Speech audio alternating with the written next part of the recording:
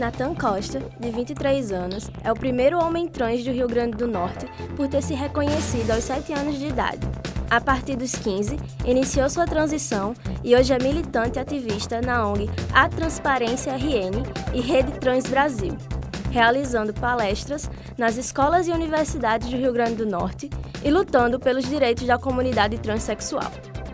Então, neste programa, iremos conhecer um pouco mais das descobertas de Nathan como um ativista e sua intimidade na comunidade LGBT. Olá, sejam bem-vindos a mais um Checkmate. O programa Checkmate é uma parceria da TV Universitária e do Departamento de Comunicação Social da UFRN. Nesta edição, teremos a colaboração de 5 estudantes dos cursos de Audiovisual, Publicidade e Propaganda e Jornalismo. Aqui conosco está a estudante Clécida Fernandes, do curso de Jornalismo, o estudante Manuel Ataíde, também de Jornalismo, e Isabelle Queiroz, também do curso de Jornalismo. A estudante Laura Santos, do curso de Radialismo, e a estudante Vanessa Labre, do curso de Audiovisual. No programa de hoje, vamos conhecer um pouco da história e do ativismo LGBT de Nathan Costa, o primeiro homem transexual do Rio Grande do Norte. Seja bem-vindo ao Checkmate, Nathan. Obrigado. Então, a gente vai começar falando um pouco do seu ativismo e da sua relação com a transexualidade.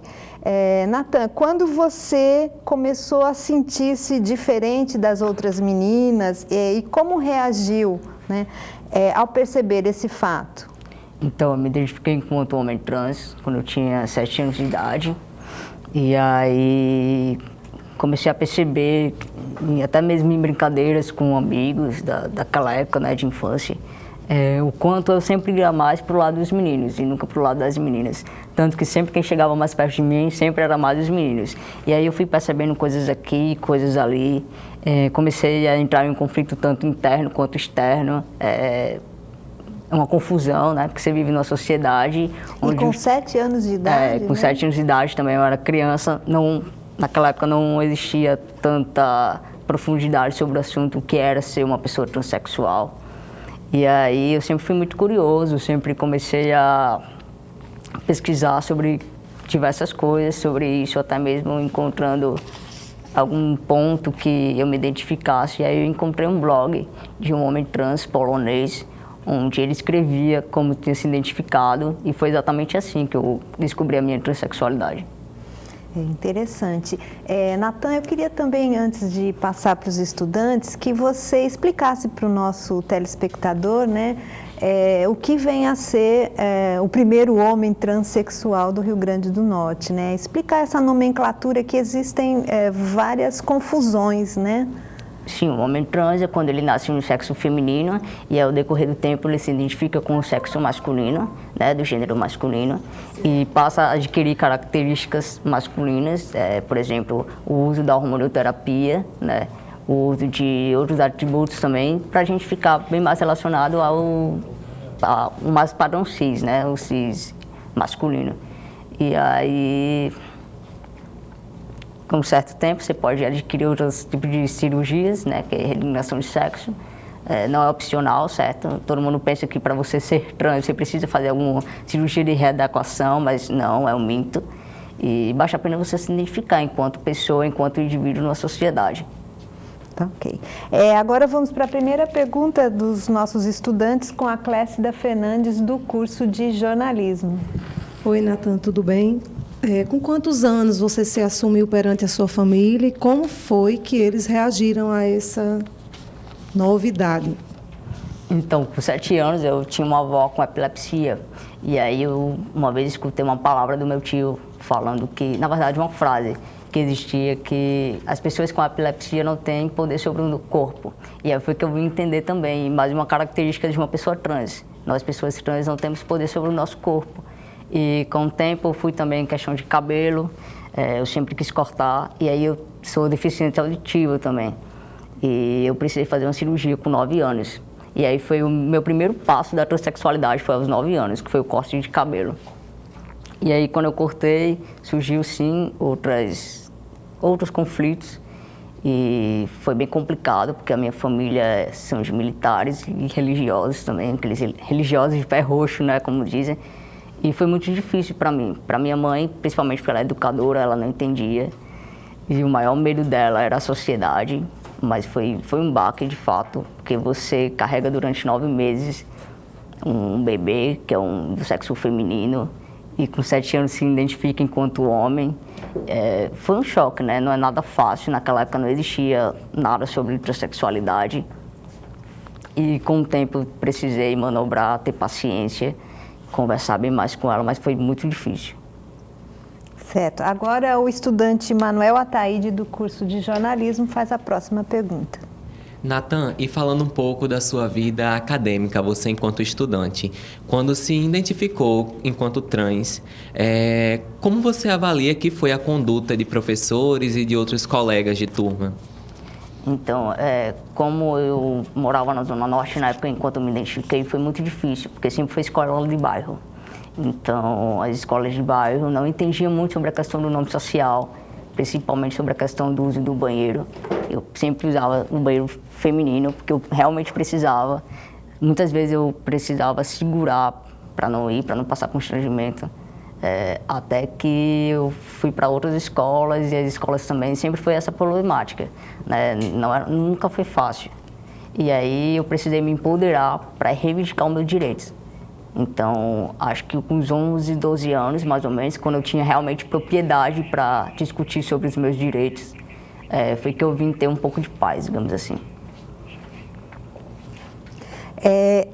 Natan, em algum momento na sua vida, nesse seu processo aí, nessa sua mudança, que começou aos 7 anos, depois aos 9, né?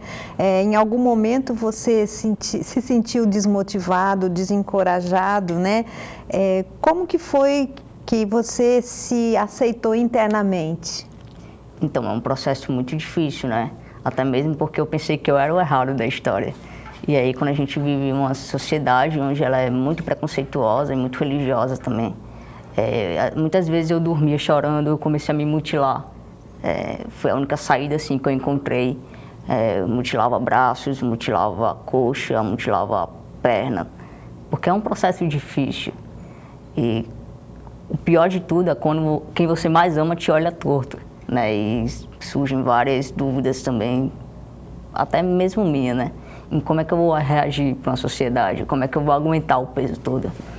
E aí foi quando eu comecei a me estudar, a me empoderar mais sobre questão de direito, questão de psicologia, questão de medicina, questão de cirurgia de reeducação, enfim, me empoderar exatamente sobre a minha demanda.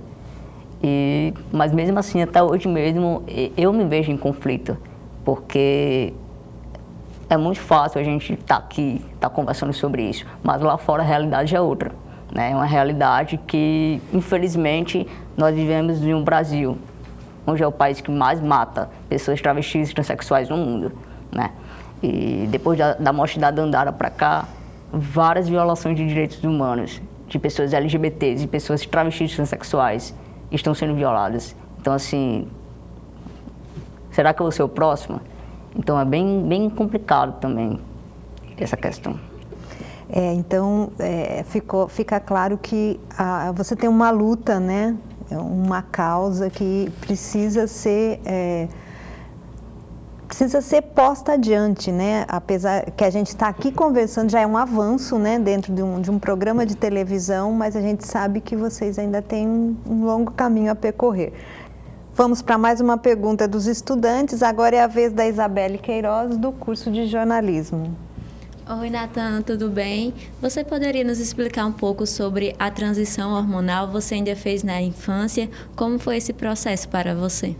Então, de fato, como naquela época não existia tanta propriedade sobre os assuntos, fui para vários endocrinologistas e vários psicólogos também. Mas mesmo assim a gente ainda vê que nós não tínhamos médicos empoderados. Infelizmente, nós também ainda não temos tanto médico empoderado atualmente. E é preciso muito, de fato, você adentrar sobre esse assunto. E aí eu comecei a minha terapia hormonal, infelizmente, clandestinamente, aos 17 anos. Atualmente eu tenho 23, então assim, meu corpo é uma bomba, né? O nosso corpo é uma caixa de surpresa. Mas, de fato, para a terapia hormonal, não sendo clandestina, começa aos 16 anos, né? Na adolescência, você começa a tomar o bloqueador de testosterona ou progesterona, dependendo se for masculino ou feminino. E aí, depois você pode fazer exames específicos, onde o seu endocrinologista vai passar, e você começa a fazer o acompanhamento hormonal, de terapia hormonal. Realmente, a composição dele é de 21 em 21 dias ou de 15 em 15 dias. Isso depende muito de várias variáveis, né? E aí tem pessoas que tomam de 6 em 6 meses, de 1 ano em ano, então varia muito de cada metabolismo. E como que foi a sua terapia clandestina? O efeito foi rápido? Então, acho que tudo depende mais do corpo, né? Não tem esse negócio de ser menos rápido e mais rápido, tudo depende muito do corpo. Eu fiz algo ilegal, que eu não recomendo. Se eu pudesse voltar atrás, eu jamais teria feito isso. Mas quando a gente descobre, se identifica enquanto homem ou mulher trans, nós sempre temos aquele querer de ser rápido, de se enquadrar em uma caixinha na sociedade para a gente ser aceito. E aí, infelizmente, nós nos sujeitamos a isso, terapia hormonal. Assim também como muitas mulheres trans sempre fazem uso de silicone industrial na casa de bombadeiras, que é ilegal também, que é errado, elas sabem, mas é para elas serem aceitas na sociedade, para não ser vista com aqueles olhos. Infelizmente, a gente está predestinado a fazer isso. Mas agora você está fazendo a coisa da maneira correta? Não, faz 2 anos que eu não me hormonizo, por querer mesmo. Você acha que já chegou no ponto que você queria? Eu acho que cada um tem o seu tempo certo de entender. Eu descobri que a testosterona ela não vai me fazer mais homem, mesmo eu me identificando enquanto um. Então, é uma felicidade em ml, mas eu não vejo que isso seja o pedestal, sabe? Eu acho que a gente tem bem mais preocupações agora, como questão de direitos humanos, questão de se enquadrar em escolas, porque as escolas também nos excluem. Então, acho que a gente tem bem mais querer saber sobre os nossos direitos do que questão de hormonoterapia. Nathan, a conversa está ótima, mas a gente vai para um breve intervalo e já voltamos. Voltamos daqui a pouquinho, não sai daí.